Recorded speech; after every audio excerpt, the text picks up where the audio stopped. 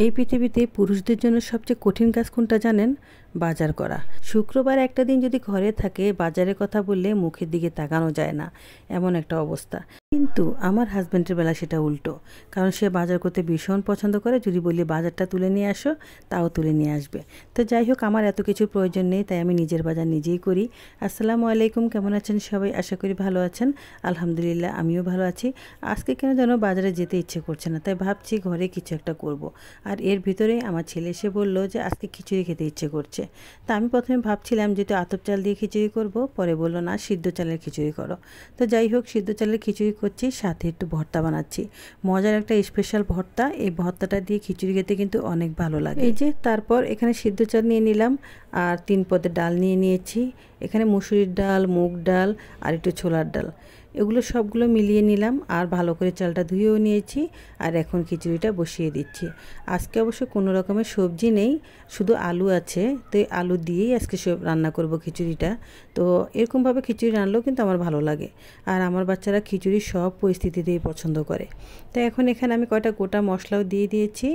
আর এখন ভালো করে নেড়েচেড়ে মিশিয়ে নিচ্ছি। এখানে রসুন, পেঁয়াজ, কাঁচামরিচ দিয়েছি। আর তারপর দিয়ে দিলাম হলুদ, মরিচ, ধনিয়া, জিরা আর একটু লবণ। বাস দিয়ে একটু ভালো করে মিশিয়ে নিচ্ছি। তো আমি আবার খিচুড়িতে কখনো গুঁড়া মশলা ব্যবহার করি না, যেমন গুঁড়া গরম মশলা ব্যবহার করি না। আমি সবসময় গোটা তেজপাতা, দারচিনি, এলাচি এগুলোই দিই। তো যাই হোক, এখন আমি চালটা দিয়ে দিলাম, চাল ডাল দুটোই দিয়ে দিলাম। আর এখন ভালো করে একটু মিশিয়ে তারপর একটু কষিয়ে নেব। আর সিদ্ধ চালের খিচুড়ি তো একটু ভালো করে কষিয়ে নেওয়াটাই ভালো।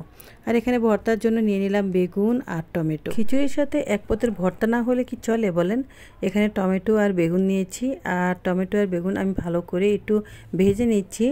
আর তারপরে আমি এগুলো দিয়ে ভর্তা বানাবো। এই টমেটো আর বেগুনের ভর্তাটা কী যে ভালো লাগে, কী যে মজা হয়, কি বলবো আসলে, এক কথায় অসাধারণ একটা ভর্তা।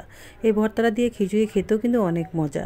তো যাই হোক, এই যে এখানে আমি পরিমাণ মতো পানি দিয়ে দিলাম।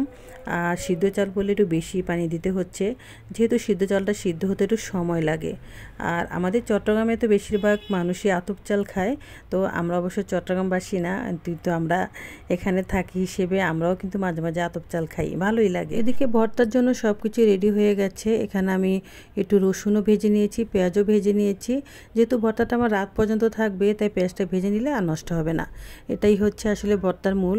আপনি যদি ভর্তা বেশি করে বানিয়ে রাখেন, তাহলে একটু পেঁয়াজটা ভেজে নেবেন, তাহলে আর নষ্ট হবে না ভর্তা। আর তারপর ডিম ভাজা। ডিম ভাজা না হলে কি চলে বলেন? বাচ্চাদের খুবই পছন্দ খিচুড়ি আর ডিম ভাজা। আসলে সংসারের এত কাজ সামলিয়ে বাজার করাটা অনেক কঠিন হয়ে যায় আমাদের মতো মেয়েদের জন্য। আমার মতো যে বোনদের ছেলে মেয়ে আছে, তাদের তো ঘরের কোনো কাজেরই অভাব নেই। কারণ তাদের বাচ্চাদের সামলাতে হয়, বাজার করতে হয়, রান্না করতে হয়, সব কিছুই এক হাতে সামলাতে হয়। তো এর জন্য মাঝে মাঝে আমাদের ক্লান্তি এসে পড়ে, বাজার করতে ইচ্ছে করে না।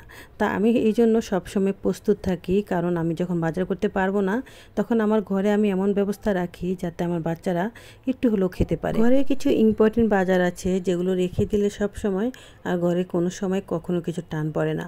যে কোনো অবস্থাতেই ঘরে কেউ অসুস্থ হলেও বাজার করার প্রয়োজন হয় না, সেগুলো দিয়ে রান্নাবান্না করে খাওয়া যায়। যেমন ধরেন চাল, ডাল, আটা, লবণ, তেল, আলু এগুলো থাকলে ঘরে আর কোনো সমস্যাই নেই, বা যে কোনোভাবেই খাওয়া যায়।